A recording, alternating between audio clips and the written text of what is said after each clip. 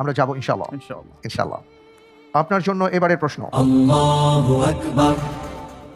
রাসূলুল্লাহ সাল্লাল্লাহু আলাইহি ওয়াসাল্লাম তাকে প্রতিপালনকারী যে দাসী হিসেবে ছিলেন উম্মে আইমান বারাকা রাদিয়াল্লাহু তাআলা আনহাকে কখন আজাদ করে দেন?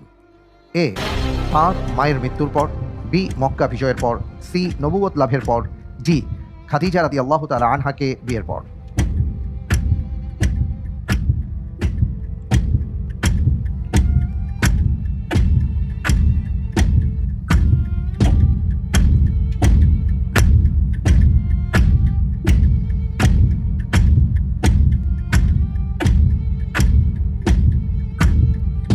50-50 চান্স দেওয়া হোক। 50-50 চান্স দেওয়া হোক।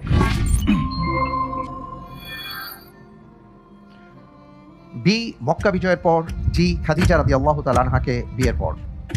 আলহামদুলিল্লাহ, আমি উত্তর হিসেবে বেছে নিচ্ছি ডি, খাদিজা রাদিয়াল্লাহু তাআলা। লক করে দিব। জি, ইনশাআল্লাহ। প্রেস করা হোক অপশন ডি, খাদিজা রাদিয়াল্লাহু তাআলা আনহাকে বিবাহের পর।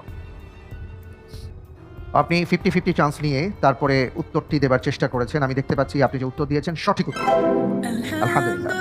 উম্মে আইমান রাদিয়াল্লাহু তাআলা আনহা তিনি রাসূল সাল্লাল্লাহু আলাইহি ওয়াসাল্লামের একজন প্রিয় দাসী ছিলেন, যিনি রাসূল সাল্লাল্লাহু আলাইহি ওয়াসাল্লামকে শৈশবকাল থেকেই তাকে লালন পালন করেছেন, তার সাথী ছিলেন এবং মূলত তিনি ছিলেন রাসূল সাল্লাল্লাহু আলাইহি ওয়াসাল্লামের মা আমিনার দাসী এবং আল্লাহর রাসূল সাল্লাল্লাহু আলাইহি ওয়াসাল্লাম তাকে অত্যন্ত শ্রদ্ধা করতেন, খুবই বিশ্বস্ত সঙ্গী হিসেবে তিনি ছিলেন।